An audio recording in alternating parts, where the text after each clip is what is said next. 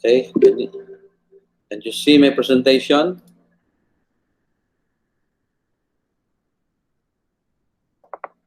Okay. Good Yes, sir. evening. Good evening sa tanan, no? This is this lecture. The lecture that we are going to have this evening is a continuation of what we have done last week, no? Last meeting. What we have done that in terms of our topic in module 4, that is institutional and organizational framework in analyzing agribusiness systems, no? Agribusiness systems. So we are cascading this time in terms of what are the framework of analysis for agribusiness system that can be considered as uh, firm level and also like industry level, no?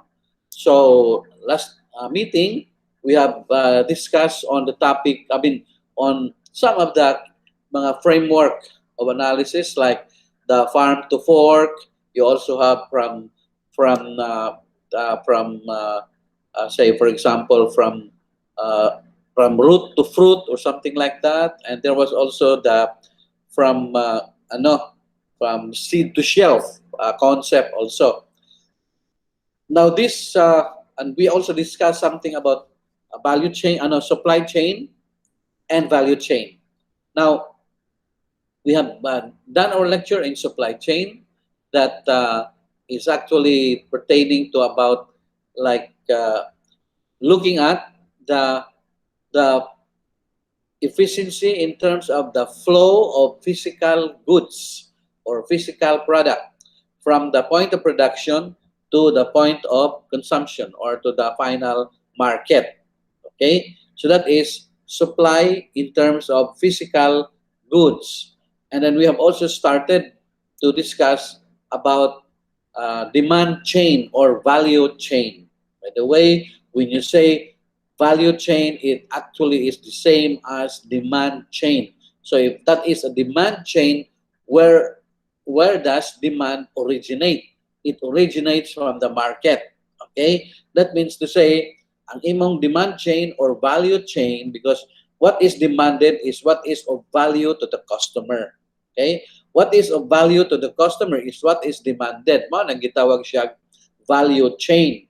So the value that is defined at the market end will now be transmitted from the demanders to the producers, to the one who will produce that, execute the production of that particular product specification, so that it flows from the market and to the production.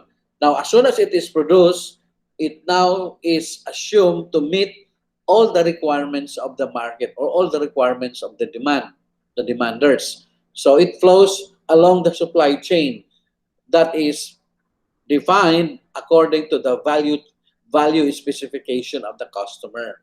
Okay, so if you can visualize conceptually, value chain and supply chain actually is a conceptual say articulation of the equilibrium point of the supply and demand.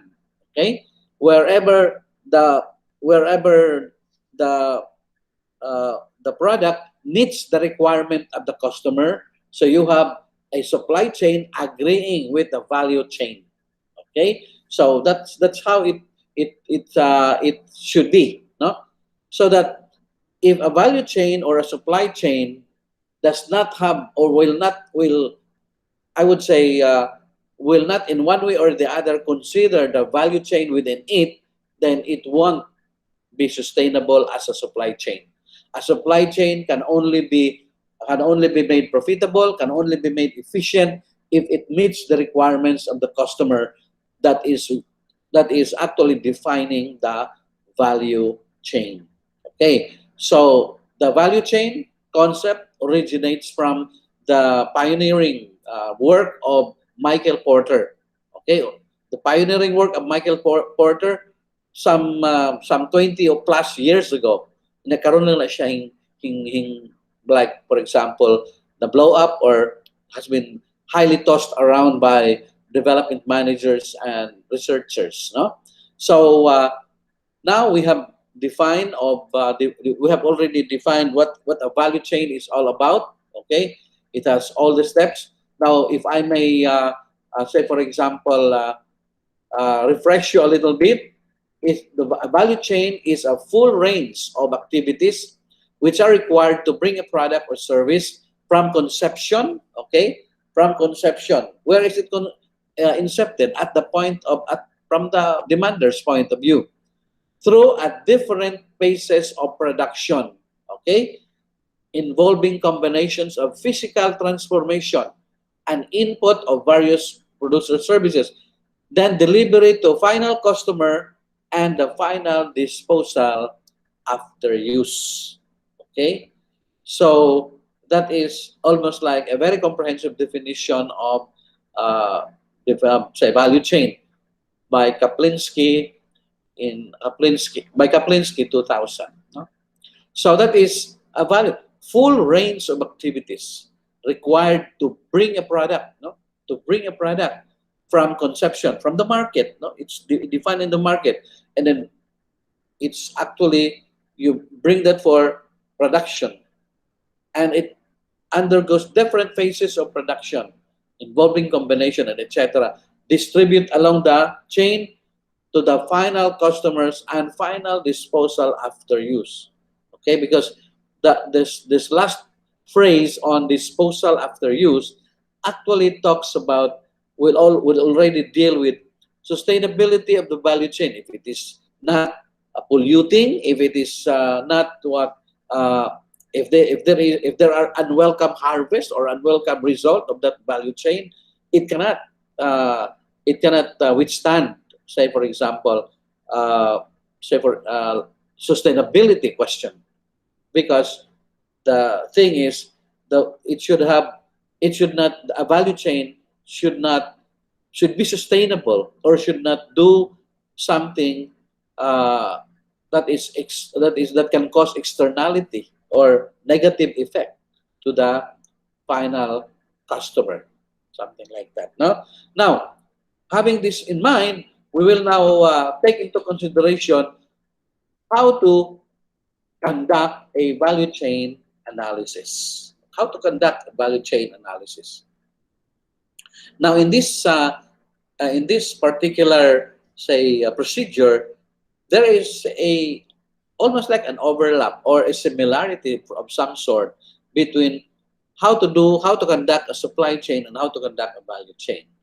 Okay, the first question for value chain analysis, we may identify what products or commodities that we should study. If we do a value chain analysis, identify or not what products or commodities are we going to study. Okay, as resources for the conduct of research may be limited, it should adequately match the budget of the value of the information you can get. This factor, along with other more important criteria also. So in other words, we select a commodity. You cannot just do a value chain on any particular commodity that you are thinking, because doing a value chain analysis involves cost. So, kinahanglan cost effective or cost efficient ang imong value. Is it useful? And then what is the significant economic contribution or economic value of what you are doing? Maybe you are doing a value chain on something that is not important in the market. It's something that is not, no. And then one thing more, we do a value chain analysis if there is a business agenda for that particular commodity. You don't do a value chain analysis for something that is subsistence farming.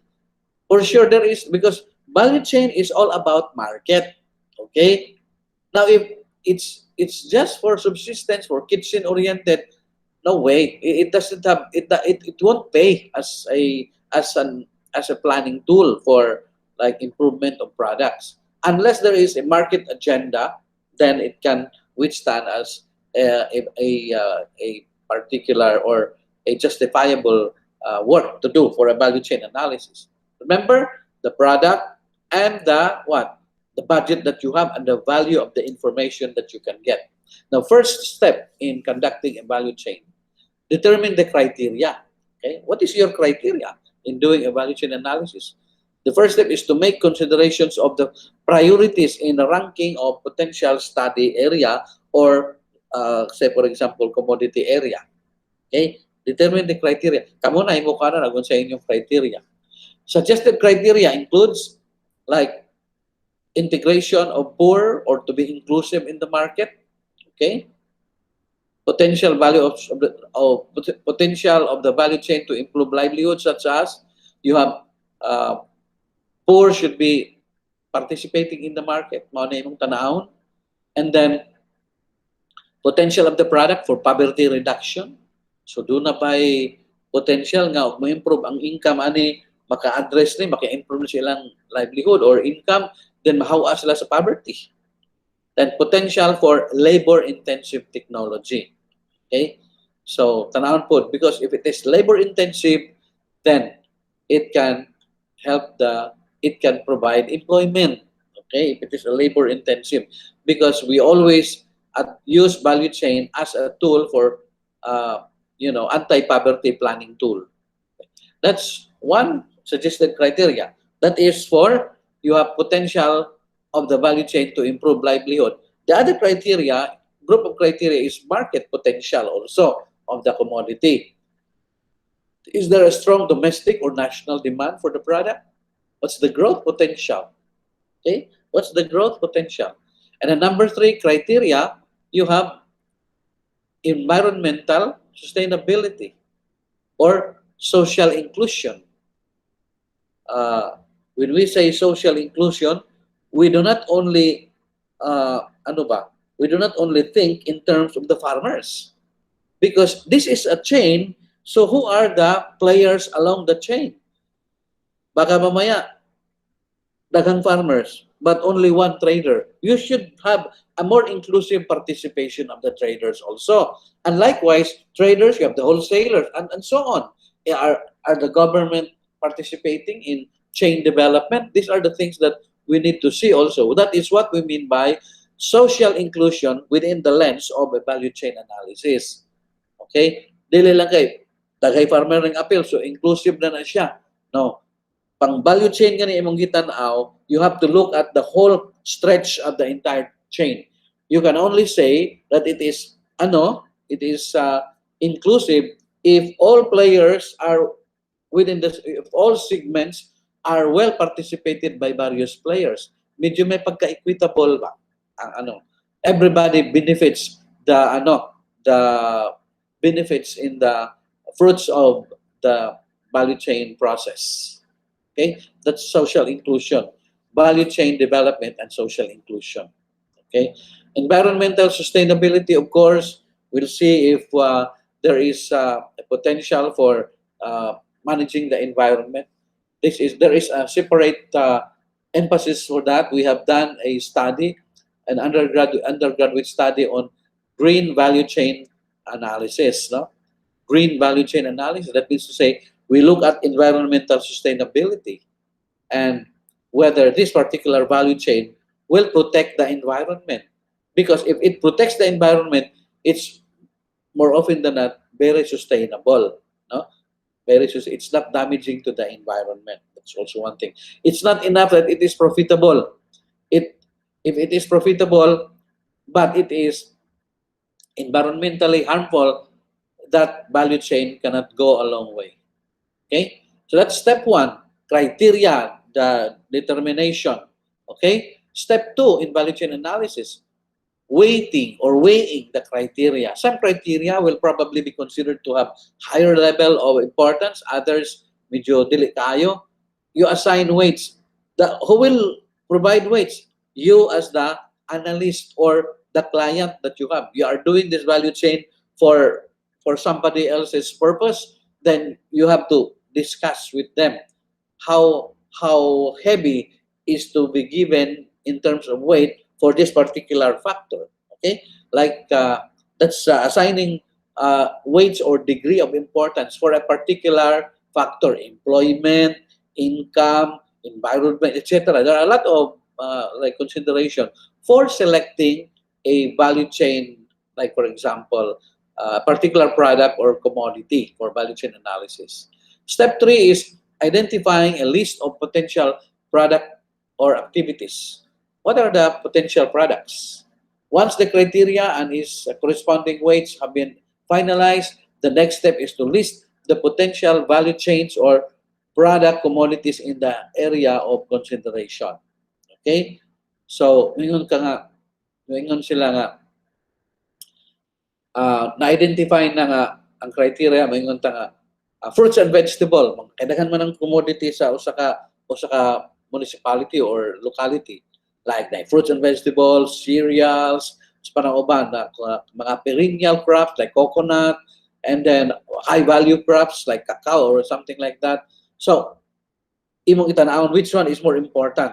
Okay? And then, you zero in on cereals. Now, ang cereals po, daghan man na. So, you have to narrow down in terms of which cereals. And then, for example, you are talking about rice. So, you should look into what kind of value chain. List the possible products or activities. Rice as palay, or rice as milled rice or something like that. No? If it is rice. Then step 3, so, also continuing step 3, you have potential of the product for poverty reduction also.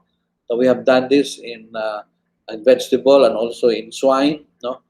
And then doing this step may require recommendation from different farmers or government officers. Kanang pag-prioritize na sa chain imong studyhan. The fourth step is ranking. What are the critical criteria on which to base the selection of value chain to be analyzed? You may use the decision matrix example in this case. No? So you have how to conduct a value chain analysis. You have mapili na kag-asa imong asay imong value chain pilion. Moingon ka nga this is value chain 1. It could be commodity 1, commodity 2, commodity 3. Asa man ani imong istudihan. You cannot just also study everybody, no? Because of cost, no? So tanahon nimo which one is more important. If you can study the two of them, it's okay. But if not, you have to prioritize, no? So this particular, given the criteria, okay, ikaw employment ba na, income ba na, environment or etc. Unsa bay social inclusion ba kana mag-generate kag employment, so or participation among players. So the weights here is just arbitrary. It depends on the agreement between you as the analyst and the one that will make use of this value chain analysis. Mayon sila nga employment ang amo o social inclusion. Okay, that's fine. Then we assign weights to that, no? Agree of weights. If there are, for example, this one is upaternic criteria, pero naa kay mga 5 criteria, that means the weights also can change, no?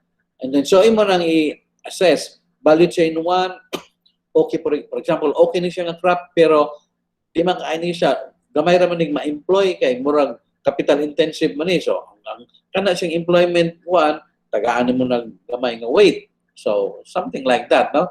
And so on, you assess all the value chains that are candidate for analysis, no? Then assign values in every product, and you have the product or commodity to study. The next thing to do is mapping the value chain. Okay, mapping. How do you map the value chain? The objective of mapping is to gain basic overview of the value chain that you are going to do or conduct, no? The value chain mapping follows the convention of the 6 key questions. This is very fundamental. There are 6 quick key questions that should be followed in mapping. In mapping the value chain. Now, what are the 6 key questions? These are the following. What core processes in the value chain? What are the core processes? Who are the actors involved in the processes? And what do they actually do? Okay? Unsay mga responsibilities of the actors or players, no? And then what are the flows okay, of product or information, knowledge, how do they flow along the chain? Okay, there are in a value chain or even a supply chain, there are three kinds of flows along the chain. One is product flow, okay. Another is information flow, and there is also what we call as knowledge of the, and there is what we call as knowledge in the value chain, or we also call it as payment flow. Okay, payment. There is product, there is payment, okay, and information and knowledge in the value chain. So, what kind of information? It could be technical information, it could be like quality information, or technical information, or price information, or uh, supply information for that matter. Then, what are the volume of products and number of actors and jobs? So, in other words, volume of products flowing. Okay, volume of products flowing, and then where does the product originate? Where does the product originates from? Where does it go? Okay, so you have key questions. How does the value chain? How does the value change along the chain? What are the types of relationship and linkages? Okay, what are the types of services feeding into the chain? Okay, what location and positions of the poor in the value chain? And then what key constraints exist at various levels? And what are the potential solutions to these constraints? Okay, so those are the key questions, no, in the value chain. Now, step one in mapping. Step one is core processes or functions in the chain. Okay, mga core processes. It could be o crafts na siya, cultural practice, o processes, you have the what? The process flow or something like that. And then what are the functions? Okay, core processes. Okay, you have here in terms of the value chain, the processes could be what? Uh, uh, like for example, in this one, input, provision, cultivation, collection, production. So these are the core functions, no? And then you also have processes or functions. You also have another chain: input, production, primary processing, secondary, trading, and retailing. Another is input, production, trading, retailing, something like this. In other words, the core processes that runs along the chain, because each core process naanay player who does collection, who does assembly, who does the marketing, something like that. No? Okay, so that is one thing. And then another is in some process map, it will be more complex, something like this. No, in some process map, uh, it is a process of like exportation, but there are various sub processes going on. No, mapping the core processes based on product for a cassava value chain.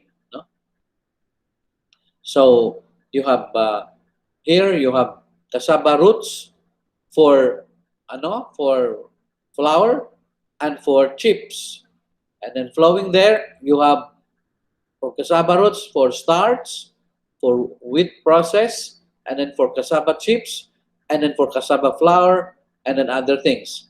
And then down the line you have for export, and then you have also to consider food, foreign food manufacturing, and then and so on. No, you have also foreign retailers kung adto pag yun sa retailer market. No, very complex. Sometimes it crosses beyond national boundaries. Okay. Now, step two in value chain mapping, you have value chain map includes also actors in the processes. No, there are people and businesses in the various actors. So you have here actors and processes. Now these are the processes, for example, and then you have the actors. Now, if it is honey actors of a honeybee or honeybee value chain, or yeah, honey from bees, no? Value chain. So this is the core processes, and these are the actors, individual beekeepers, collectors, intermediaries, and then cooperatives po na sila ay beekeeping association, and then honeybee traders, and then you have wholesalers, retailers, and the consumers, no? For these are the actors inside involved in making the value functioning of the value chain. And these are the core processes. Okay? And then step three, by the actors, shows an example of identified per node. Okay. You also have another overlay is you have the core processes, the actors, and then the activities of that actor. This is where you can make some costing. You can compute for value addition at each segment. This one, every core process is actually considered as one segment of the value chain. Now, each segment of the value chain, naa siya'y actors, napod siya'y activities. Okay? So, ma-identify nimo ni, you are in the correct direction until you finally reach the final market or final sale where you have the retailers and then the what? The activities of the retailers. Because these activities is we are very interested on this because this will always give us information about the cost and about the margins that they generate. Okay. Now, step four, you have identified the external influences and enablers. Okay. Identify external influence. When you say external, things that we cannot control, and then you have external influencers and enablers like uh, policy of the government, like banking system. These are external, and then we have also something like this, no? Sorry, we have something like this. These are the core processes. Okay, these are the the like the key policy environment or external factors. You have laws, regulatory function, regulatory environment, and then investment policy, and so on. These are the what? These are the external influencers. Okay, along the value chain. Now, take note that each external influencer is actually affecting one or two segments. So, what kind of impact does that particular like external influencer has to a particular segment? What it can do? Okay, for production, tenure loss, of course, the farm size is affected, and then customary tenure. That means to say those lands cultivated by indigenous people and so on. No? Those are issues. So we have that is external influencers. Now, there are also, as we have said, there are also flows in the value chain, different along the segment also. The from the from the farmer down to collector and other things. There are also various information flowing. No? Now, for example, in this chain, you have material inputs, okay, material input supply, then it goes to the farmer, then collector, this is for bamboo, no? And then bamboo processor. So uh, you have to identify how many of these are collectors, and then how many for construction purposes, and so on, no? So these are just examples of another type of value chain. Ano? Now, these are also another examples of a catfish value chain. Okay, so these are the core processes. These are the activities. Okay, no players. No, these are the players, and each player has its own activity. No, so you have this particular type of representation. So you have also a value chain with corresponding relational influence. Okay, So you just have to take note of the ano, of the like uh, take note of the legends, okay? That you would be able to read the arrows correctly. If it is a dotted line, that is a spot market, okay? If it is a broken line, dash, it is a purchase agreement. It is an flowing of information and relationships. If it is a broad line with an arrow, that is management contract. If it is just a line, that is fully incorporated function. In other words, just check this one, fully incorporated function. It's the function that is highly controllable. No, so these are the things that are, yeah. You have to take note also of the of the codes for different products. What types of product flowing in that particular, like for example, linkage. So you have here an example of logistic issues in the value chain. Okay, these are logistic issues. Now, this is graph in this fashion so that you can see which one is more impacting in terms of like you have here the codes, okay, farmer, sub-trader. So that corresponds to who is affected by this particular, like for example, who is affected by this particular uh, codes or color combination. For example, this one, this particular line here, which is unstable weather condition, it affects both the what? The major trader, okay? It also affects the, this one is like, for example, these are the farmers, okay? And these are the wholesalers and the traders, okay? And then you have here fluctuating market prices. It affects everybody from the farmer down to the retailer. Okay, that one. So we have to look at this graph from the vantage point of who is impacted according to that function. Well, how do we measure a value chain performance? Well, there is the ultimate measure is measure of performance. We have here activity-based costing. That means to say time and motion study for each activity. How much, for example, if it is like, for example, um, banana, okay, banana. How much cost does the farmer incur to produce a kilo of banana? Okay, a kilo of banana in order to produce, or even rice, a kilo of rice.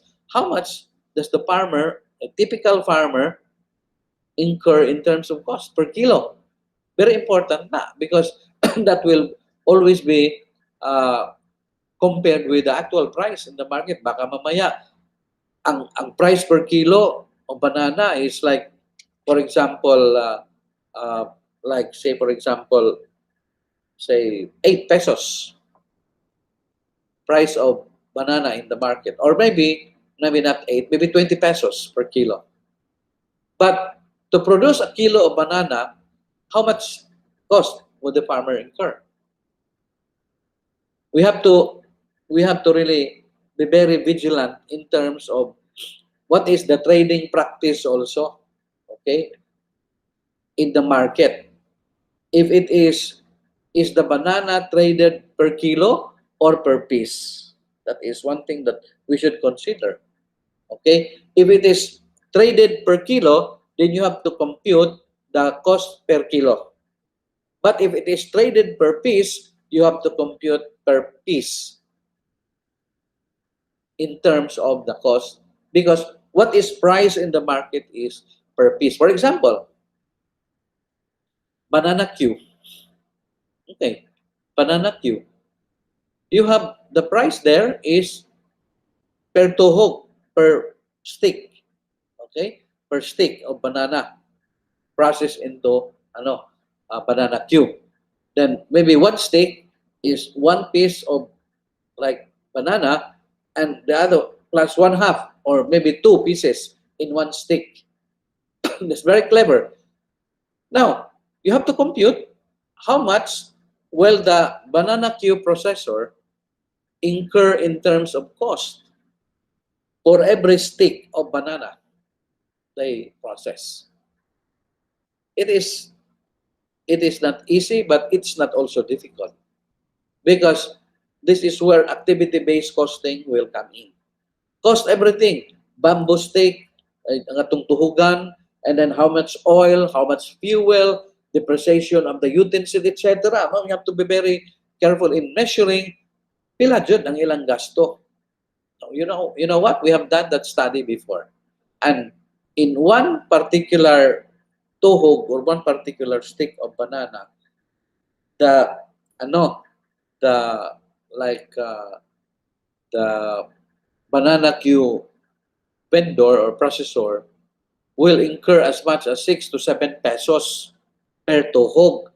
That's why if you buy the banana, one stick of banana, you buy it at like 12 pesos, na sila margin dito.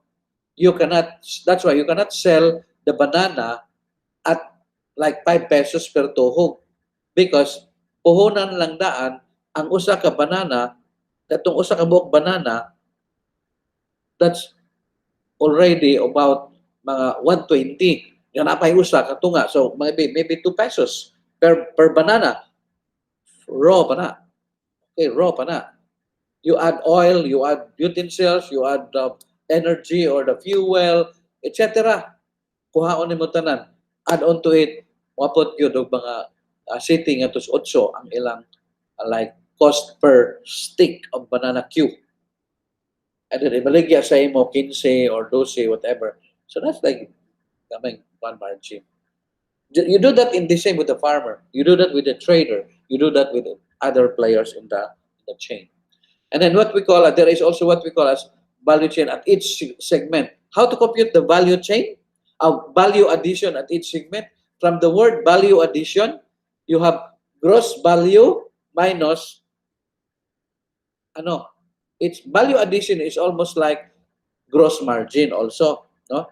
Value addition, it's almost like you have the for example, selling price minus cost,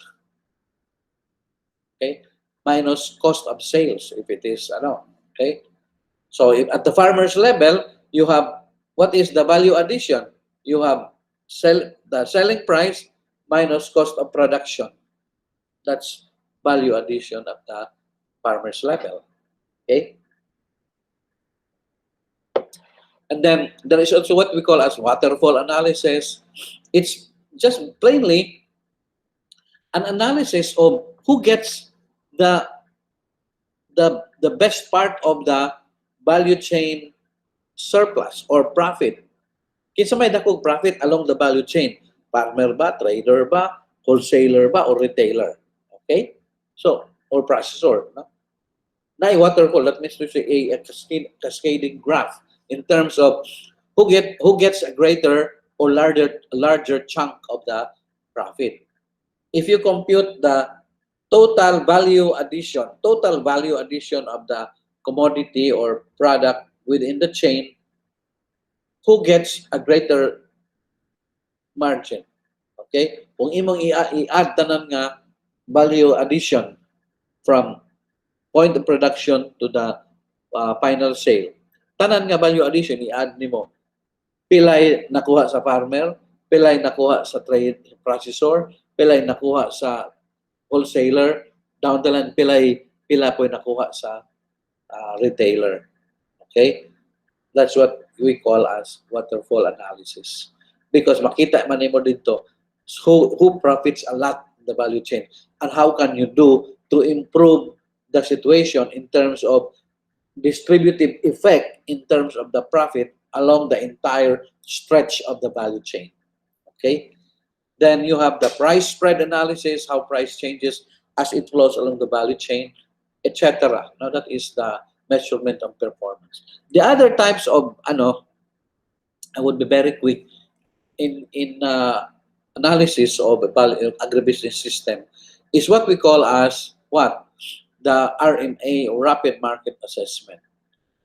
Now, the logic behind the rapid market assessment is being able to really know, okay, when you are going to enter into the market, you have to really determine, is there a potential for this market, and how should a farmer or a producer enter, and what particular product format.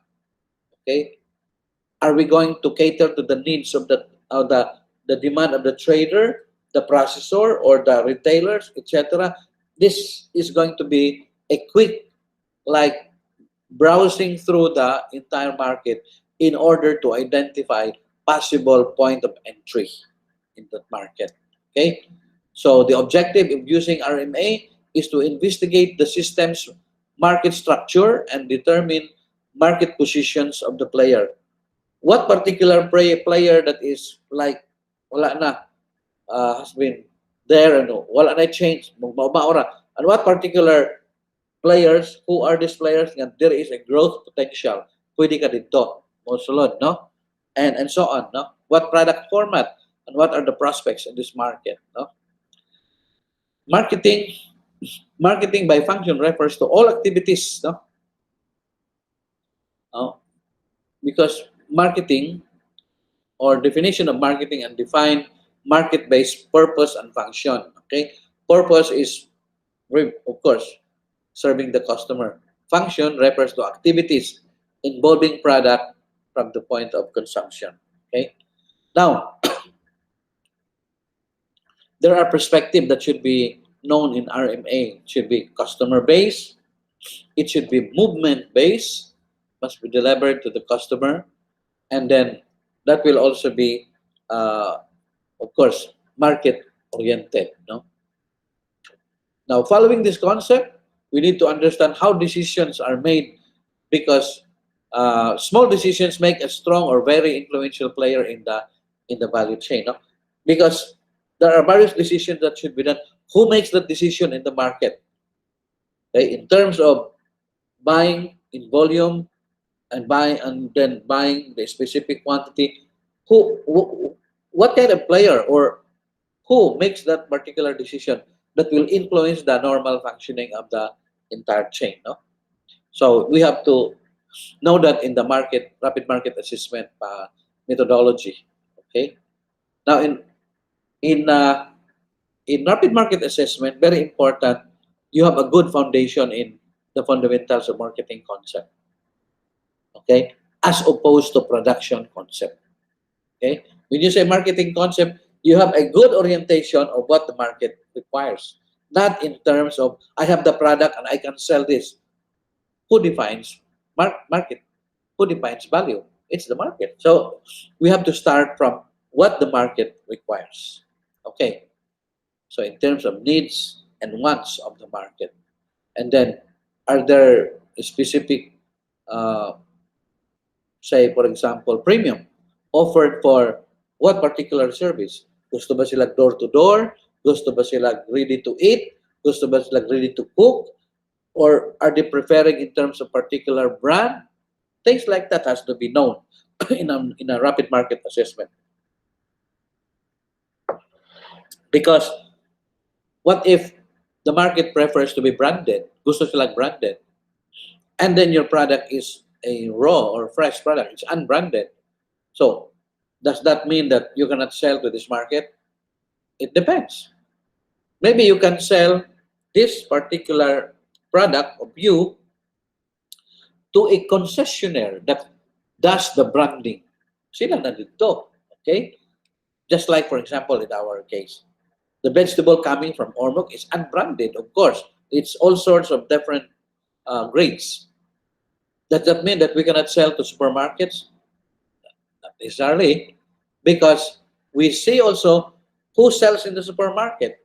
Those people, or those traders with specific brands and reputation. Who are these? These are the purveyors or customers. For example, concessionaires or the supermarket themselves. They have their own brands.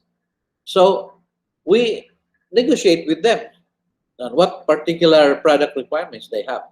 If the agreements in terms of the price is okay, we sell directly to them. They can use their brands if they want. Or we can sell to the concessionaire. Then they put their own brands, but they pay us in terms of the of supplying them that particular, say for example, product.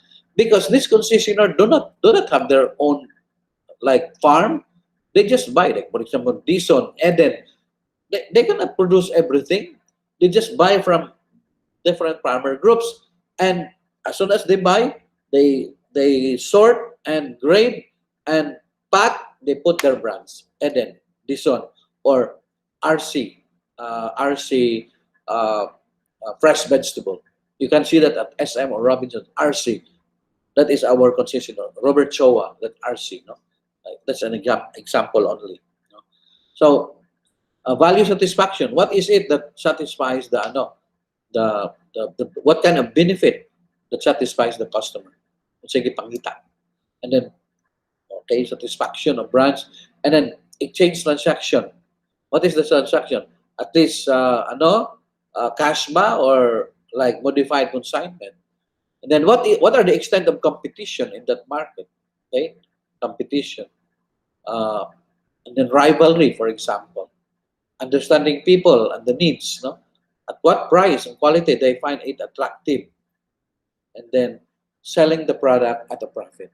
It's a very important question that we need to know. Now, because as we investigate the market, we see that it's really very important to do an RMA. Because in our case, for example, we use this for vegetable. The farmers are used to selling, for example, tomatoes or like lettuce or like peppers at the local market. The traders at the local market, all in, they buy it only at, like for example, 30 pesos per kilo, 40 pesos per kilo, ungraded and sorted. So we do an RMA and understand. We bring them and met with the farmers, and we discuss their specification, and then they discuss, if you can supply us this particular grades, we will buy your tomatoes, for example, at 80 pesos per kilo. And the mangha, 80, we're only selling it at 15 pesos.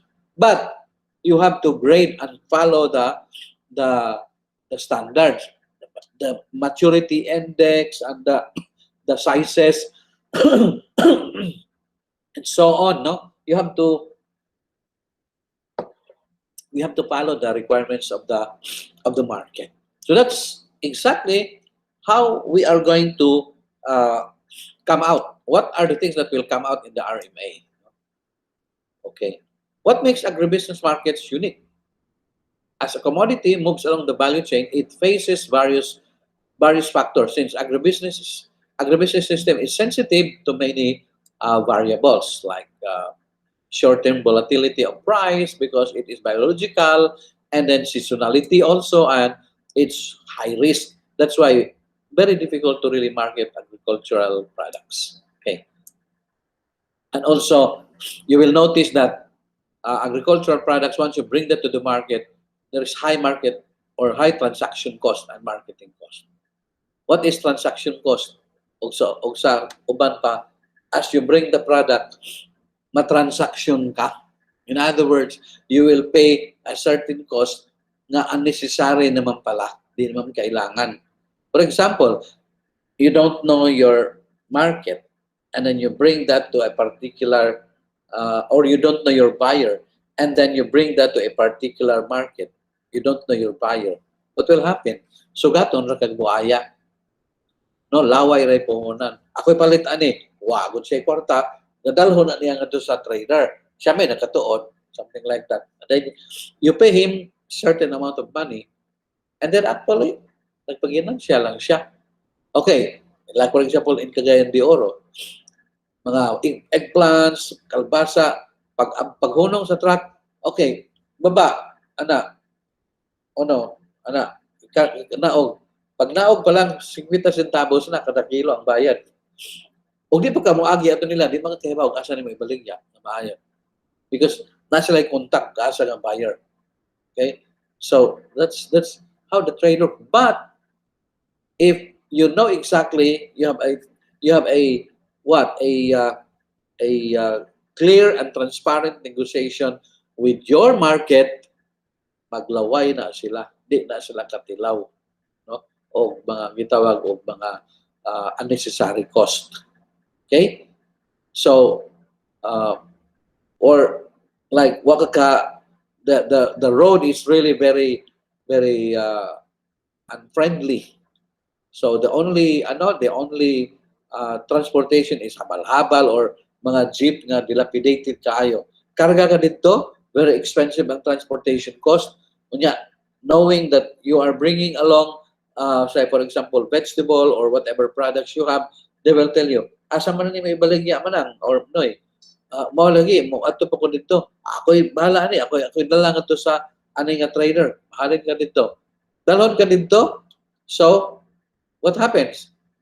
You will pay this much to the to the driver or to the owner of the transportation, and the trader, the owner of the stall, will pay the habal-habal driver because the habal-habal driver is bringing the goods right at their doorstep. So, ila tong incentive. So, mapliti kag 400, mo dapat po sila direct 500 po. Awa, 100. So, wag kaayo. Transaction cost. While if you know your market, direkta na, wala na unnecessary cost. That is normally happening in agricultural product. We can avoid that by certain approach that we need to do. We need to know in the rapid market assessment. Okay. Another is how to conduct an RMA. Now, the conduct of RMA actually follows a certain questionnaire.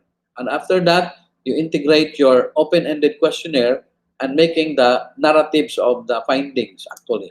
So you have the step here in terms of the area selection, product selection, and then you also have design a rapid market survey, use a representative sampling, representative lang, no? Interview ka kada segment. Now, how do you know that you have you have interviewed enough? Because you cannot interview everybody, but you only interview major players in that segment, like wholesaler. Okay? There are, in that market, there are 20 wholesalers. Are you going to interview each one of them? Na, kamtang kagsimana, kaya usay di na available. Okay? How do we know that you have interviewed enough already? Okay? You interview 1, 2, 3, pagka 4th or maybe 5th, you get almost like the same information. Wala na kausaban nga information. The same information, the same price, the same cost, something like that. They only differ in volume. That's the time it's a signal that you have interviewed enough already. Now, how to get the total volume? You just really identify maybe count them in terms of number, and then you, in your interview, they can already tell you that who are the major traders, who are not, and then you can get secondary information about it. Very quickly, you can do that, no? And then you have the design of your market. The methods of data collection will be either FGD or market visit using semi-structured interviews. Okay, structured interviews can be done on a case-to-case basis. You can also do direct observation or participant observation technique. You just make a very quick and critical observation of the dynamics of the market. Maybe you go there at the time sayo pa kaayo, because you have to observe how the arrival of products and what are the activities done in there, something like that. And then data gathering, then also the analysis of data. So in the analysis of data, it follows the 7 or 8 criteria in analyzing the RMA result. You have trend analysis, analysis of market volume, projections, margins analysis, and the Porter's 5 forces analysis also.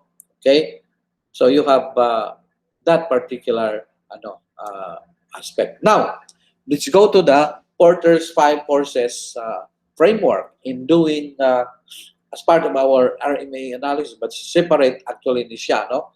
5 forces are these Porters look at the market or analyze the market in terms of the dynamics of competition. Okay, using what we call as the five uh, competitive forces or five forces model. Okay, what are the five forces model?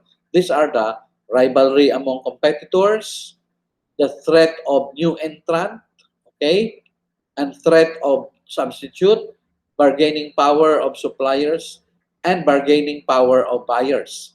These are the five forces that really governs the competitive landscape of a particular market. Okay, what can you say about existing? Are they competing? What kind of competition? Head on, or like there are alliances existing? Okay, what about, is this a market where it's difficult to enter? Okay, or is this a market where there is high substitute possibility of substitute being available? What can you say about the power of the suppliers? What can you say about the power of the bargaining powers of the buyers? Okay, who has more influence than the other, something like that. So you have here the diagrammatic representation of the Porter's five forces model. These are the rivalry existing among competitors. What is the most pressing factor? Kanibang bargaining power of buyers, kanibang suppliers, or threat of substitute of products and services, or threat of new entrant.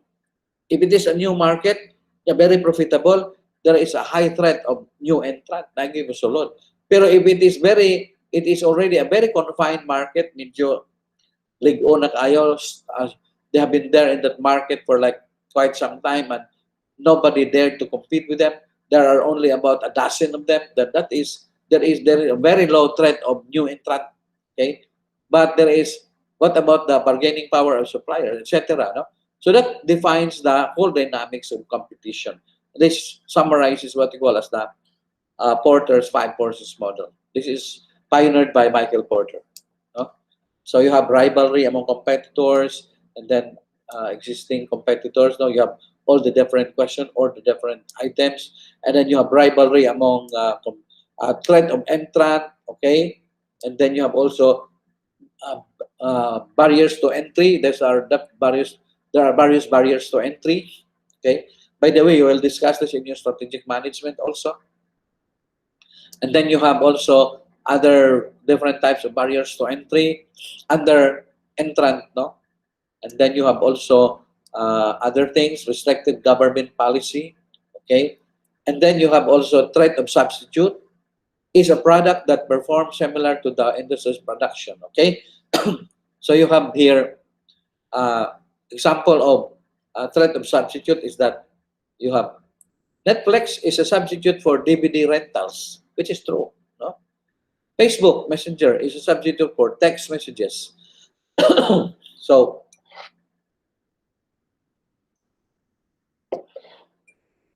contact lenses are substitute for eyeglasses. So we have to analyze ang trend karon.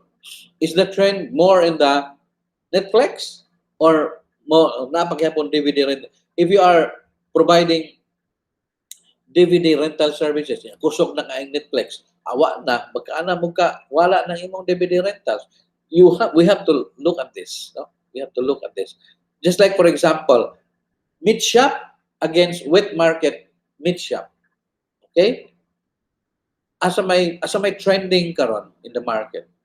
So, in some market, nagkawala na ng meat shop, o kanang wet market. Because instead of surviving, in order to survive, they supply instead the meat shop. Because customers are already, like, nag-transform na ang preference sa customers. They are now going into convenience shopping in meat shop stalls. Na yung mga meat shop. Why? Because nakahiwa na daan, templado na, ready to cook, okay? And then various variants in there. Convenience shopper ng mga tao. That's what's happening sa swine or pork market in Tacloban. In Tacloban, there are more than 2 dozens of meat shop stalls in Tacloban controlling the almost like 60 or 70%, or maybe 60 or 40% of the swine or pork market in Tacloban. If you include the supermarket, that's another, that's already something like mga 80% of the pork meat market in Tacloban. That includes chicken, pork, beef, and so on, no? Naana sila mga tao mamalit sa meat shop. You will know proof. Muadto ka sa wheat market, 6 or 7 o'clock, wala ni tao dito. Wala na mo adto dito. Why? Wala may mamalit. Tuwa na mas meat shop na mamalit ang mga tao. So, money trend, you have to na substitute ang ilang service with a meat shop format, no? With a meat shop format. That's why you will see even in bye-bye. What can you see here? A lot of people are buying at the napagyapoy with market na to because napamatay dako ang shipment. But it's only a matter of time that kanang atong wheat market hubas-hubas puna kay mo adto na sa Pure Gold, ngadto sa Metro, and other meat shop owners around bye-bye that is soon to operate, no? Nya, operate ra ba po ang kanang dako diha nagi-construct pa nga what? Market or say super mall if they call it.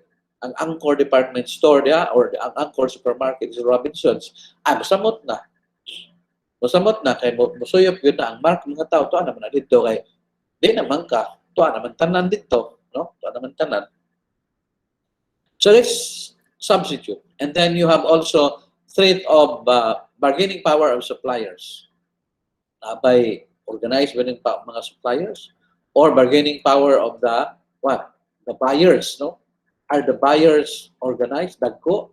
So they have a strong, if they buy specific quality, dako influence ang buyer, like for example vegetable. That's why if the buyers are very influential and small farmers ng imong mga client, how can you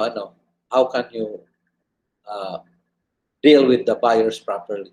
We organize the small farmers and deal with them as a organized body.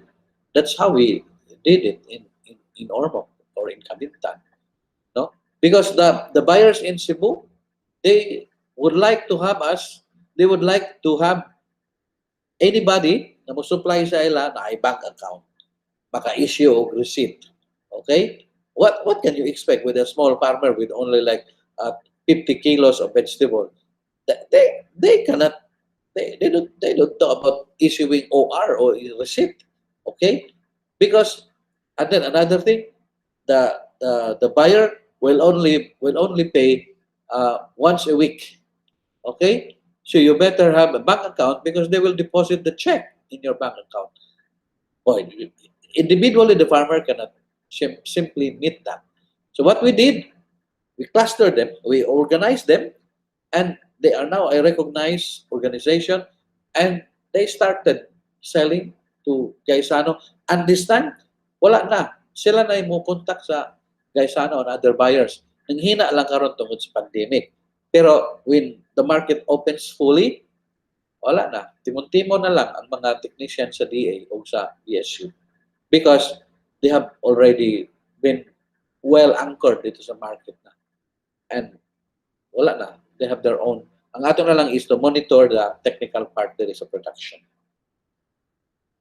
Now, how to do a 5 Forces model or analysis? We have to identify or determine the industry that is profitable, and then also industry that is inclusive for as far as the local government priorities is concerned. And then a very important thing is it a priority crop or priority industry, something like that. Okay, so by analyzing all the 5 forces, all nodes in the value chain, we get a complete picture of how competitive each value chain player is. No, so doing this will also give us an idea in terms of extent of competition between players within the market or within the value chain. No? So this is a tool for like assessing the competitive landscape of a value chain or a particular specific market. Okay, so with that, no, you have that is the last part of this lecture uh, in 4.2, and then that is our learning task. Of course, lesson exam will be incorporated in exam this coming Saturday. No, this coming Saturday. Then we will tackle this coming Friday. No, this coming Friday. As I said, I will record my lecture on for lesson 4.3 this coming Friday. I will record my lecture on corporate social and ethical responsibility. So, umanata diri sa we will go into the other factors in like looking at agribusiness systems. Because agribusiness system does not operate independently with the environment or other social factors. So, if you are not really mindful of your corporate or your social responsibility or your ethical responsibility, you will find yourselves uh, getting out of business. If the farmer or if the value chain, a group of farmers operating that particular value chain, is not mindful of their community ethical responsibility, it will soon fizzle out as a entity because there is always a pressure from outside. We will discuss more of that next meeting. Okay, so with that note, we will have we will have a, that ends my lecture today, and also